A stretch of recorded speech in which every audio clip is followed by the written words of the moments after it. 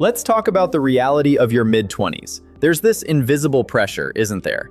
You feel like you're in a race where everyone else started 5 miles ahead of you. You scroll through social media and see people your age buying houses, starting 7-figure companies, or traveling the world, and you're left wondering, am I behind?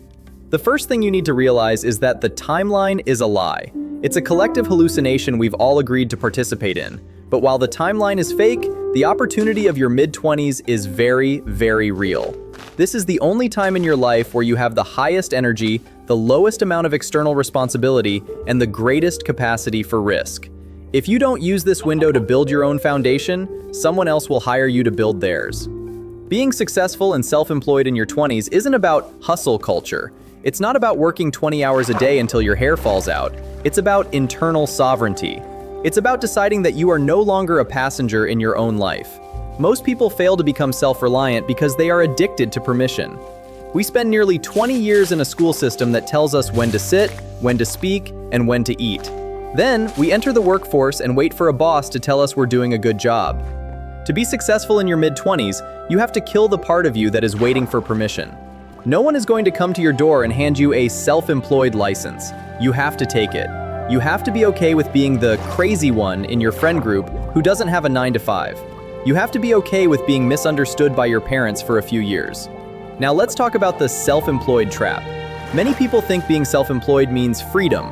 They think it means sleeping in and working from a beach. The reality? Being self-employed means you are the worst boss you've ever had. You are the CEO, the marketing department, the accountant, and the janitor. The biggest differentiator between those who make it and those who go back to a corporate job is self-regulation. When you don't have a boss looking over your shoulder, your character is the only thing keeping you on track. If you can't manage your own morning, you can't manage a business. Success in your 20s is 20% skill and 80% discipline. It's doing the boring work when no one is watching and there is no immediate paycheck. Let's get into the how. How do you actually build wealth and independence when you're starting from zero? First, you need to understand the difference between skills and labor. Labor is trading your time for money. It has a ceiling. Skills, specifically high-income skills, are things that solve expensive problems for other people. Coding, sales, copywriting, strategic branding, specialized technical knowledge. In your mid-20s, your goal shouldn't be to earn as much as possible. It should be to learn as much as possible.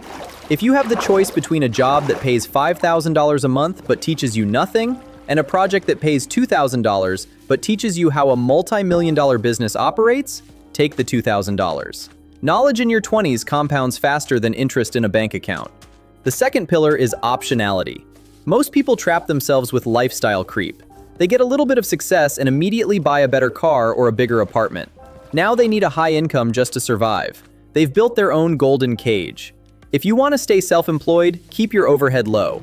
The less money you need to survive, the more risks you can take. Freedom isn't having a lot of stuff. Freedom is having the ability to say no to a client or a project you hate because you aren't desperate for the cash. Let's talk about failure.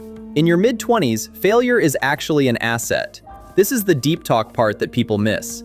If you start a business at 24 and it goes completely bankrupt by 26, what have you lost?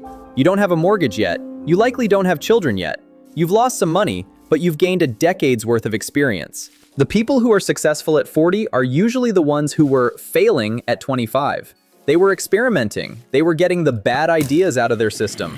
The biggest risk in your 20s isn't failing, it's being comfortable. Comfort is the graveyard of ambition. If you are 25 and your life is fine, you should be terrified.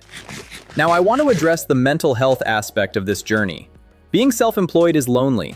Your friends who work 9-to-5s will go to happy hour on Friday and turn their brains off. You won't. You will be thinking about your taxes, your clients, and your growth 24/7. You will go through the void. The void is that period, sometimes it lasts 6 months, sometimes 2 years, where you are working harder than everyone you know, but you have nothing to show for it. No followers, no money, no prestige.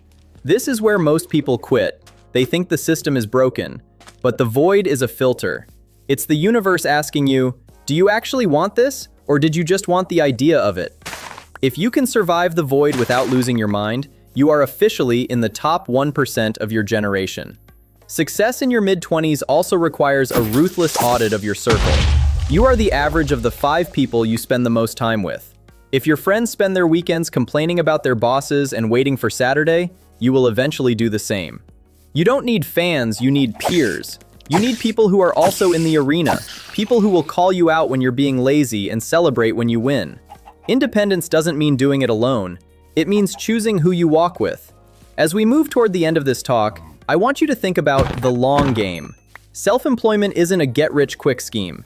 It's a 10-year project that happens to have a few milestones along the way. Don't look at your life in months, look at it in decades. Where do you want to be at 35? If the answer is free, then you must be willing to be shackled to your work today.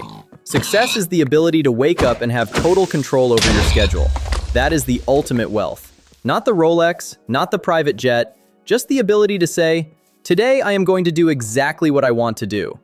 To wrap this up, you are young enough to start over 10 times, but you are old enough to know better.